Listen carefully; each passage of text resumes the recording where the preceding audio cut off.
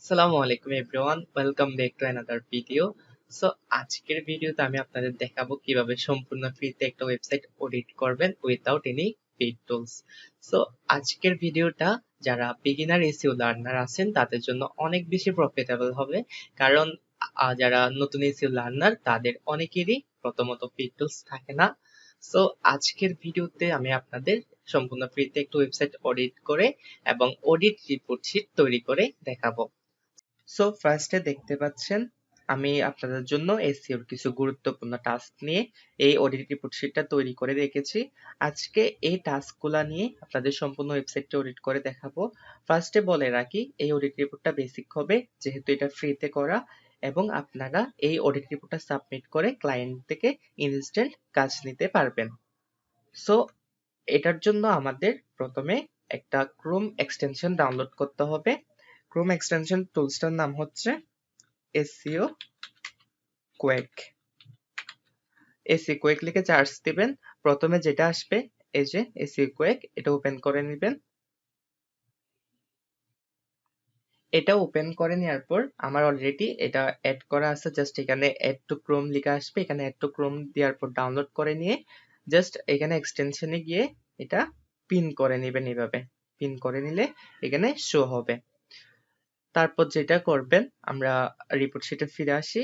আসার পর দেখতে পাচ্ছেন আমাদের প্রথমে যে টাস্কটা আছে সেটা হচ্ছে এই ইউআরএলটা কি সাবডোমেইন কিনা। সো এটা হচ্ছে আমার ক্লায়েন্টের ওয়েবসাইট এন্ড আমরা আজকে এই ওয়েবসাইটটা অডিট করব। তো ফার্স্টে দেখতে হবে হচ্ছে আমাদের এই ইউআরএলটা সাবডোমেইন কিনা। তাহলে সাবডোমেইন কিনা কেমনে বুঝবো? সো সাবডোমেইন হচ্ছে রুট ডোমেইনের পর এক্সট্রা কিছু সাব অংশ অ্যাড করা। যেমন রুট ডোমেইনটা দেখতে পাচ্ছেন www.newlookfood.com, এরপরে সাবডোমেইনটা দেখতেই পাচ্ছেন www.newlookfood.care.com। এই যে ডট কেয়ারটা যে সাব অংশ অ্যাড করছে এটা হচ্ছে মূলত সাবডোমেইন, যেটা মেইন ডোমেইনের আন্ডারে ক্রিয়েট করা হয়। তাহলে এটা সাবডোমেইন নয়। আমরা শীটে যাব, শীটে গিয়ে এটা কি লিখবো, স্কোর। এখানে আমি দুইটা স্কোর দিয়ে দিছি, একটা হচ্ছে যদি সাবডোমেন হইতো তাইলে এটা নিডস ওয়ার্ক, আমাদের কাজ করতে হইতো। যদি সাবডোমেন না, দ্যাটস মিন এটা ফার্স্ট। তারপর দেখবো হচ্ছে is the page URL free of redirect issues. তাইলে পেজ ইউআরএলটা কি রিডিরেক্ট ইস্যুস আছে কিনা। তাহলে রিডিরেক্ট ইস্যু কি, যখন আমি আমার ক্লায়েন্টের ওয়েবসাইট লিখে চার্জ দিব তখন যদি অন্য একটু ওয়েবসাইট চলে আসে তাইলে ওটা রিডিরেক্ট করা হয়েছিল, এটাকে বলা হচ্ছে রিডিরেক্ট ইস্যু। যেমন আমি যদি এটা লিখে আমার ক্লায়েন্টের ওয়েবসাইটে লিখে চার্জ দিয়ে আমি ধরেন ফেসবুকে ঢুকে গেছি, তাহলে ওটা হচ্ছে রিডিরেক্ট ইস্যু।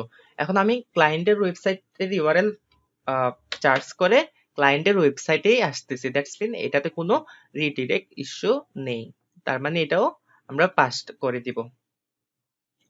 তারপর হচ্ছে ইম্পর্টেন্ট দুইটা সেকশন, একটা হচ্ছে টাইটেল, একটা হচ্ছে মেটা ডেসক্রিপশন। তাহলে এখানে বলা হয়েছে টাইটেলটা অপটিমাইজ কিনা এবং মেটা ডেসক্রিপশনটা অপটিমাইজ কিনা। সো এটা দেখার জন্য আমরা যাব হচ্ছে আমাদের যে টুলসটা ইউজ করবো, এক্সটেনশনটা ইউজ করবো, ওটাতে জাস্ট আমরা এখানে তো এসে কুইক পিন করে নিয়েছি। ফার্স্টে জাস্ট ওয়েবসাইটে এসে মাউসের রাইট বাটনে ক্লিক করব, করার পর এসিও কুইকে ক্লিক করার পর পেজ ইনফোতে ক্লিক দিব। পেজ ইনপুটে ক্লিক করার পর দেখতেই পাচ্ছেন এই যে title and meta description. So এখানে অপটিমাইজ কিনা কেমনে দেখবো, টাইটেল এন্ড মেটা ডেসক্রিপশনে এসইও যে ইম্পর্টেন্ট র্যাঙ্ক ফ্যাক্টর আমাদের টাইটেল এন্ড মেটা ডেসক্রিপশনে মাস্ট ফোকাস কিওয়ার্ডটা থাকা লাগে। তো আমরা যখন ক্লায়েন্ট থেকে ওয়েবসাইট অডিট করতে নিব তখন আমরা ক্লায়েন্ট থেকে তার ফোকাস কিওয়ার্ডটা জেনে নিব। যদি না বলে তাহলে আমরা সিম্পলি তার ওয়েবসাইট ভিজিট করে সে কি সার্ভিস দিচ্ছে সেটা অনুযায়ী অনুমান করে নিব আসলে তার ফোকাস কিওয়ার্ডটা কি। যেমন এটা আমরা দেখলেই বুঝতে পারতেছি সে কার সার্ভিস দেই, দ্যাটস মিন আমাকে আমার ক্লায়েন্টও সেম ভাবে এই যে প্রাইমারি কিওয়ার্ড বা ফোকাস কিওয়ার্ড দিয়ে দিয়েছিল। এই যে দেখতে পাচ্ছেন এটা হচ্ছে কার সার্ভিস। সো এখন আমাদের যে ranking factor title and meta ডেসক্রিপশনে মাস্ট ফোকাস কিওয়ার্ড থাকা লাগবে সেটা চেক করে নিব। এসইও কুইকে আসার পর দেখতেই পাচ্ছেন টাইটেলে কার সার্ভিস আছে এন্ড মেটা ডেসক্রিপশনেও কার সার্ভিস আছে, দ্যাটস মিন এই দুইটা অপটিমাইজ। সো অপটিমাইজ চেক করার জন্য আরেকটা জিনিস চেক করতে হবে, সেটা হচ্ছে টাইটেল শর্ট এন্ড সুইটেবল কিনা, এন্ড মেটা ডেসক্রিপশনও শর্ট এন্ড সুইটেবল কিনা, মানে এগুলার আলাদা আলাদা কিছু ক্যারেক্টার থাকে, টাইটেলের আলাদা একটা ক্যারেক্টার থাকে কত ক্যারেক্টারের মধ্যে লিখতে হবে, এন্ড মেটা ডেসক্রিপশনেরও আলাদা একটা ক্যারেক্টার থাকে কত ক্যারেক্টারের মধ্যে মেটা ডেসক্রিপশনটা লিখতে হবে। সো এটা চেক করার জন্য আমরা কি করব, এই যে ডায়াগনোসিসে ক্লিক দিব, দেখতেই পাচ্ছেন ইউআরএল কি 24 ক্যারেক্টারের মধ্যে 100% ওকে আছে, ঠিক আছে। তারপর হচ্ছে টাইটেল, টাইটেল হচ্ছে 56 ক্যারেক্টার, দ্যাটস মিন এটা ওকে। এই যে রাইট চিহ্ন দেখতে পাচ্ছেন, টাইটেল হচ্ছে অপটিমাইজ। তাহলে আমরা টাইটেল অপটিমাইজ করার জন্য কি কি দেখছি, একটা হচ্ছে টাইটেলে ফোকাস কিওয়ার্ড আছে কিনা, এন্ড 2 নাম্বার হচ্ছে টাইটেলটা শর্ট এন্ড সুইটেবল কিনা, দ্যাটস মিন এটা 56 ক্যারেক্টারের মধ্যে আমাদের ফ্রি টুলসটা কি দেখাচ্ছে, এটা ওকে দেখাচ্ছে, দ্যাটস মিন টাইটেল অপটিমাইজ। এটা আমরা কি করে দিব, ফার্স্ট করে দিব। দেওয়ার পর হচ্ছে মেটা ডেসক্রিপশন, আমরা ফার্স্টে যেটা দেখছি ইয়া আছে কিনা, ফোকাস কিওয়ার্ড আছে কিনা ওটা পেয়েছি, এন্ড সেকেন্ড যেটা সেটা হচ্ছে মেটা ডেসক্রিপশনটা শর্ট এন্ড সুইটেবল কিনা। সো এটা দেখতে পাচ্ছেন, এটা কিন্তু ওয়ার্নিং দিচ্ছে, এই যে ওয়ার্নিং, এটা মেটা ডেসক্রিপশনটা লেখা হয়েছে 131 ক্যারেক্টারের মধ্যে, কিন্তু আমাদের মেটা ডেসক্রিপশনটা লিখতে হবে 160 থেকে 300 ক্যারেক্টারের মধ্যে, দ্যাটস মিন এটা শর্ট, টু শর্ট, মানে অতিরিক্ত ছোট করে ফেলছে, দ্যাটস মিন এটা আমাদের কি করতে হবে 160 থেকে 300 ক্যারেক্টারের মধ্যে লিখতে হবে।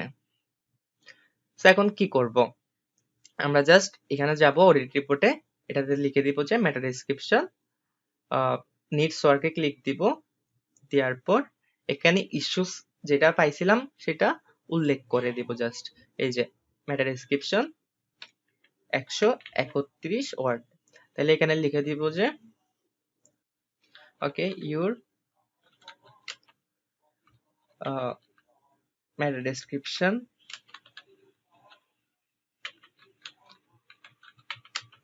ইজ কত ক্যারেক্টার পেয়েছিলাম, 131 character,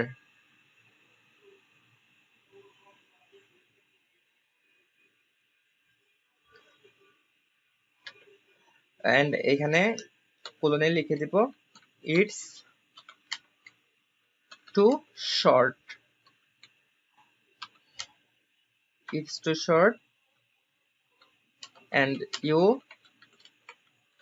need to write it within 160 to 300 characters। তাইলে আমরা তার যে ইস্যুটা আছে সেটা এখানে উল্লেখ করে দিয়েছি। এখন যেটা দেখবো, তাহলে আমাদের মেটা ডেসক্রিপশনে কাজ করতে হবে, সেজন্য এই স্কুলে নিডস ওয়ার্কে ক্লিক করে দিছি। এরপর হচ্ছে হেডিং ট্যাগ অপটিমাইজ আছে কিনা চেক করব। সো এটার জন্য আমরা সেম ভাবে এসইও কুয়েকে চলে আসবো, আসার পর এখানে দেখতে পাচ্ছেন হেডিং 100% ওকে, এই যে সবগুলো হেডিং দেখে নিতে পারেন, H1 ওকে আছে, and H2 H3 H4 H5 H6 সবগুলা ওকে আছে। আপনি এখানে যদি নিচে ক্লিক করেন সবকিছু দেখতে পাবেন এখানে, that's mean heading tag okay, এটা করে দিব, আমরা ফার্স্ট করে দিব। তারপর হচ্ছে আর দ্য ইমেজেস অপটিমাইজ, মানে সব ইমেজগুলো অপটিমাইজ আছে কিনা, মানে ইমেজে আমরা আলটা ট্যাগ ইউজ করছি কিনা ওটা চেক করতে হবে। সেম ভাবে এখানে এসে চেক করব, নিচে স্ক্রল করলে দেখা যাবে, এই যে দেখতেই পাচ্ছেন ইমেজে 60 images without alt tag, that's mean ইমেজগুলা অপটিমাইজ না, তার ওয়েবসাইটের ইমেজগুলা অপটিমাইজ নয়, তার মানে আমাদের এটাতে কাজ করতে হবে। তাইলে এখানে কি করব, এটা নিডস ওয়ার্ক দিয়ে জাস্ট এখানে তাকে বলে দিব তার 60টা ইমেজে আলটা ট্যাগ ছাড়া তার এটা ফিক্স করতে হবে। তারপর আমরা চেক করব তার পেজের কিওয়ার্ডটা, কিওয়ার্ড ডেনসিটিটা ঠিক আছে কিনা। এই যে ফোকাস কিওয়ার্ডটা দিয়েছে, এই ফোকাস কিওয়ার্ডের রেশিওটা ঠিক আছে কিনা সেটা আমরা চেক করব। সেম ভাবে এসইও কুয়েকে আসবো, আসার পর হচ্ছে যে দেখতে পাচ্ছেন ডেনসিটি অপশন 5 নাম্বার, এটাতে ক্লিক করব। ক্লিক করার পর তাহলে আমাদের ফোকাস কিওয়ার্ড কি ছিল, কার সার্ভিস, তাহলে এই ডেনসিটিটা এখানে দেখতে পাচ্ছেন ডেনসিটি 2.5%, 1.97%, 1%, 0.92%। এই যে ডেনসিটি, এই ডেনসিটিটা 1 to 2% এর মধ্যে রাখাই ভালো। তাইলে আমাদের যে প্রাইমারি কিওয়ার্ড অথবা ফোকাস কিওয়ার্ডটা আছে কার সার্ভিস, ওই কিওয়ার্ডের ডেনসিটিটা 1 to 2% এর মধ্যেই রাখাই ভালো। 2% এর বেশি হলে ওটা আমাদের ফিক্স করতে হবে। তার মানে এখন আমরা যেটা করব, আমাদের কার সার্ভিস হচ্ছে 2 ওয়ার্ডের, এখানে জাস্ট 2 কিওয়ার্ডস ট্যাবলে ক্লিক করব, 2 ওয়ার্ড কিওয়ার্ডসে। তাহলে কার সার্ভিস, এই যে আমাদের ফোকাস কিওয়ার্ড কার সার্ভিস, এটার ডেনসিটি কত? 1.20%। That's mean it's okay. তাহলে আমাদের ডেনসিটি কতটুকু থাকতে হবে? 1 to 2% এর মধ্যে। জাস্ট এটা লিখে দিব ফার্স্ট, ঠিক আছে? তারপর চেক করব তার পেজটা অরফান পেজ কিনা। অরফান পেজ মানে একটা পেজে ইন্টারনাল বা এক্সটার্নাল লিংক না থাকলে ওই পেজটাকে আমরা অরফান পেজ বলি। তাহলে আমাদের মাস্ট পেজে হয়তো ইন্টারনাল নয়তো এক্সটার্নাল লিংক কোনো একটা থাকতে হবে। তাহলে এটা চেক করব, জাস্ট এসে কোয়ে যাব, এই যে ইন্টারনাল এন্ড এক্সটার্নাল এই দুটাতে ক্লিক করব। তাহলে ইন্টারনাল আছে কয়টা? 55টা এন্ড এক্সটার্নাল আছে 6টা। দ্যাটস মিন এই পেজে ইন্টারনাল লিঙ্কও আছে, এক্সটার্নাল লিঙ্কও আছে। তার মানে এটা অরফান পেজ নয়, এটাও ফাস্ট করে দিব। তারপর হচ্ছে পেজটা ব্রোকেন লিঙ্ক ফ্রি কিনা। তাহলে ব্রোকেন লিঙ্ক ফ্রি কিনা কেমনে দেখবো? আমরা নিউ ট্যাব দিব, এখানে লিখবো just Ahrefs free broken link checker. এটা ওপেন করে নিব। এটা নেওয়ার পর জাস্ট আমাদের সাইটটা এখানে পেস্ট করে দিব। সাইটটা পেস্ট করে চেক ব্রোকেন লিঙ্কে চেক দিব। দেখতে পাচ্ছেন no broken links for HTTPS আমাদের ওয়েবসাইটটা। তাহলে আমাদের ওয়েবসাইটে কোনো ব্রোকেন লিঙ্ক নেই, এটা কি হবে? ফার্স্ট। তারপর হচ্ছে ইজ দ্য পেজ ইন্ডেক্স। তাহলে আমাদের ওয়েবসাইটে কয়টা পেজ ইন্ডেক্স আছে ওটা চেক করব। জাস্ট সাইটের লিঙ্কটা কপি করব, নিউ ট্যাব নিব, সাইট কোলন আমাদের ইউআরএল, দেন এন্টার। দেখতে পাচ্ছেন এখানে অ্যাবাউট 99 রেজাল্ট, 99টা পেজ ইন্ডেক্সড আছে। দ্যাটস মিন আমাদের পেজটা ইন্ডেক্সড। তারপর হচ্ছে পেজটা কি ডেস্কটপে ফাস্ট লোড করে কিনা, মানে ফাস্ট ওপেন হয় কিনা।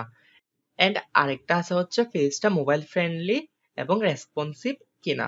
তাহলে এটা চেক করার জন্য আমরা জাস্ট নিউ ট্যাব নিব, সাইট স্পিড লিখে সার্চ দিব।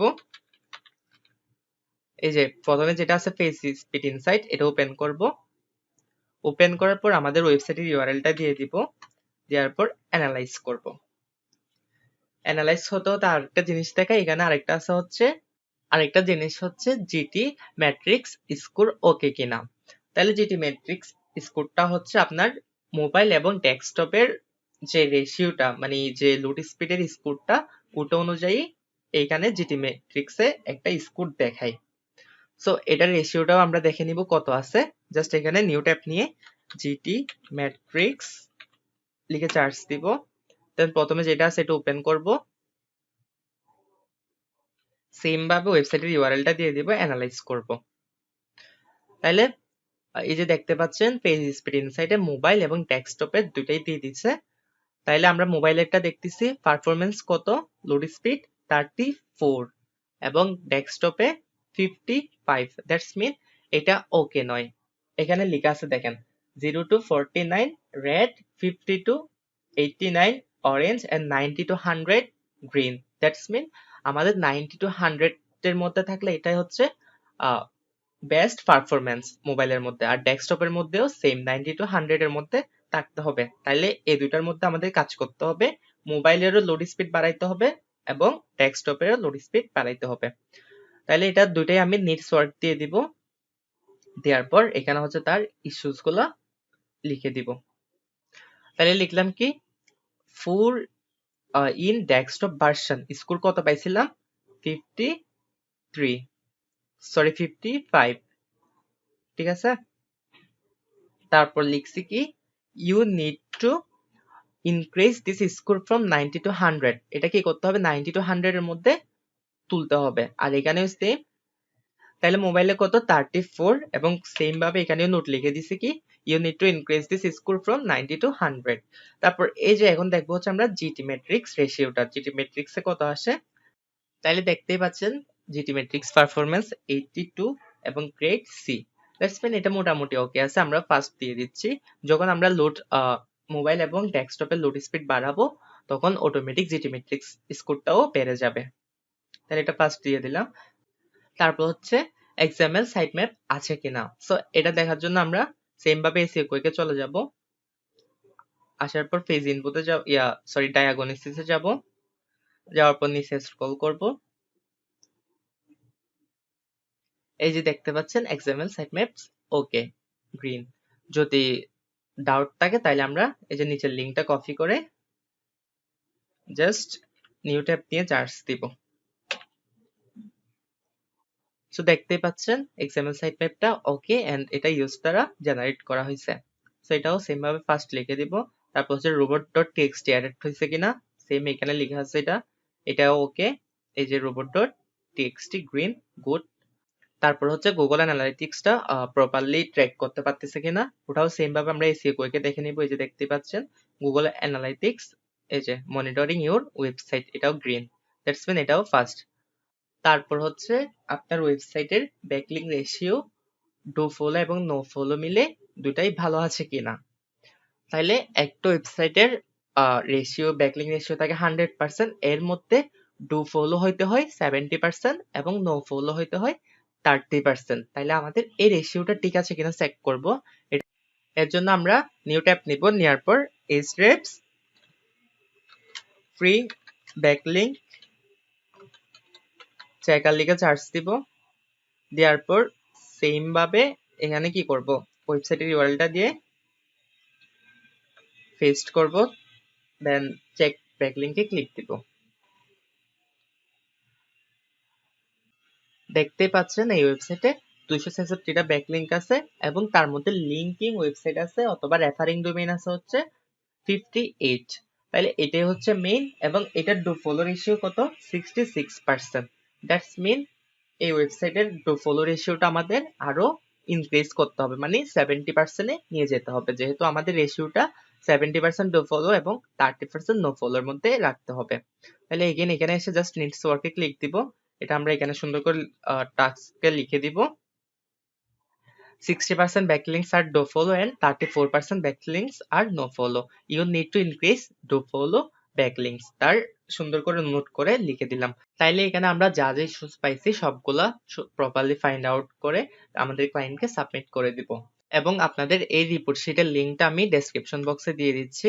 আপনারাও সেম ভাবে এই রিপোর্ট শিটটি কাজে লাগিয়ে আপনাদের ক্লায়েন্টকে ইনস্ট্যান্ট একটা অডিট রিপোর্ট তৈরি করে দিতে পারবেন। তো এই ভিডিওটা ভালো লাগলে অবভিয়াসলি কমেন্ট করে আমাকে জানাবেন এবং আপনারা নেক্সটে এসইও নিয়ে কি কি ভিডিও চাচ্ছেন তা কমেন্ট করে অবশ্যই জানাবেন। আজকে ভিডিওটা এই পর্যন্ত, সবাই ভালো থাকবেন, আল্লাহ হাফেজ।